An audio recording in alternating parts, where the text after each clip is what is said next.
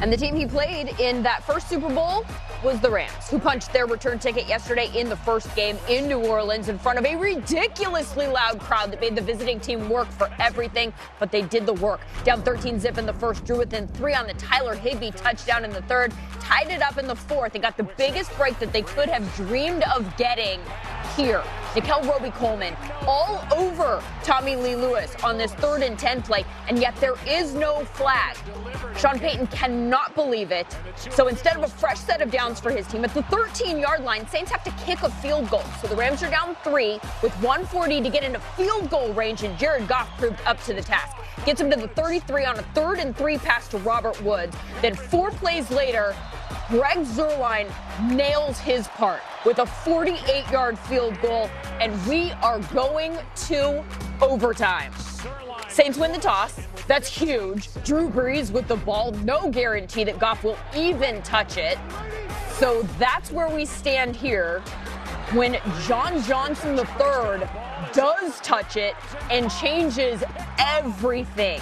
Now a field goal wins it for the Rams, and they're almost in field goal position already at the Rams 46. Goff gets them to the Saints 39, and young Jeezy comes on for a 57-yard attempt. Definitely not a gimme, but it is good. And the Rams are going to the Super Bowl for the first time since that game against Brady in 2001. Sean McVay, the youngest coach to go to the Super Bowl ever as a head coach. Goff in his 3rd year in the league. Defense made plays, special teams, a lot of credit to go around, and a lot of emotion too. Brandon Cooks, 107 yards against his old team. As you see here, C.J. Anderson, the leading rusher for the Rams, with 44 yards. Todd Gurley, a very quiet night for him, and we'll talk about that still ahead. 26-23, Los Angeles moving on. Definitely went through a whole gamut of emotions when the field goal went in, from excited to emotional to just overwhelmingly happy, and very excited, man. Get to play in the Super Bowl, and we earned it. We deserve it. You're so happy for these players. They continue to battle. They continue to fight. We got 2 more weeks left, and we'll see if we can end this thing with real big smiles after the next game. Obviously, it's a disappointing way to lose a game. It's frustrating, just getting off the phone with the league office. They blew the call. A hard job for those guys because it's happening fast. But I don't know if there was ever a more obvious pass interference call that, here it is, the NFC Championship game. So, tough one to swallow. Being that it happened right there in front of, the person who would be the one making that call, and everyone in the stands and everyone watching at home on TV. And, that makes it even more difficult. Disappointing, frustrating. Those were Sean Payton's words yesterday after the game.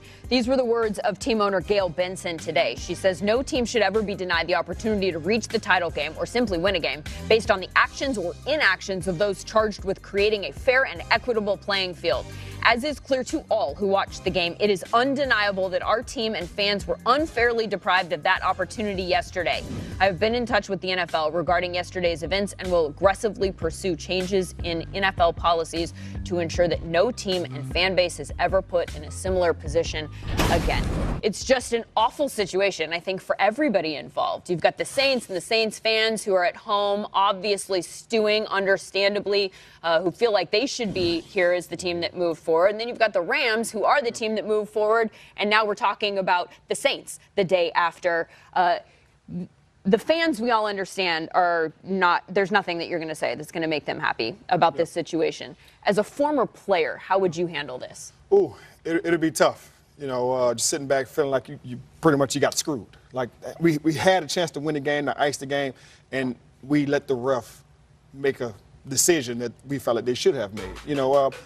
It's tough, but at the same time, it's what our old offensive coordinator Tom Moore used to say: take all the mystery out of it. Don't leave it in the ref's hands. Right. So all of a sudden, as a player, you would say, man, let's think about all the stuff that we did throughout the game. We was up 13-0, and we let the Rams come back. In the second half, after the first drive in the second half, we only had 18 total offensive plays to the Rams 32. How come? What's up with that? Then you also had the ball first in the overtime. Right. We didn't get anything done. So there's so many things you can look at throughout this game and say, man, if we did this better, we'd have had a better opportunity to win this game, and we wouldn't have to rely on the refs. Would you realistically be able to go to that headspace right away? It's hard because human nature tells you, okay, they missed it. Someone messed up here and took something away from us that we deserve. But in reality, you have to get over it, right? You gotta reset. Payton, Yes. Sean Payton, you have to have your team's mindset change, right? They can't be. That's your job. That's your job as a head coach, is not to keep complaining about the call. You got to fix it. You got to go win a football game. So that's where my. Do you think that that's what happened? I think that that's they exactly stayed, what happened. that they were still frustrated. You saw Sean Payton nonstop, just on the referee. Go call some plays and win the football game. Yeah, and you can tell, as you mentioned, Sean Payton, he stayed on the refs the whole time. Exactly. Defense, they still had a minute and 26 seconds left to play to keep the Rams from kicking a tying game field goal. So it was a lot of game left to be played. Some kind of way you got to put that behind you and reset and go finish the ball game. Yeah, well, especially because the Rams were making the plays that they needed to make in those clutch situations at the end of the game. I mean, they turned it around completely in the second half. They deserve tons of credit for what they accomplished, and frankly, they finished with more passing yards, rushing yards, total yards. So there's a lot of reasons that they're going to the Super Bowl. What's one that you can? What impressed you the most about? What impressed me the most is how Jared Goff handled himself in that environment, which was as loud a place as anyone has heard. Right, as far as playoff football, New Orleans was on fire. They did a fantastic job. So much so that I even sat back thinking, did they even prepare for this noise? You know, but Jared Goff did a great job.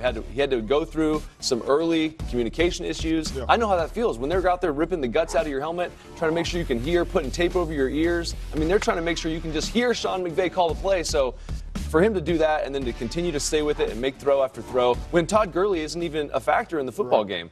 I mean, that's huge. If we would have said last week that Todd Gurley was going to have, 10 yards, we would have said there's no way the Rams win the football game.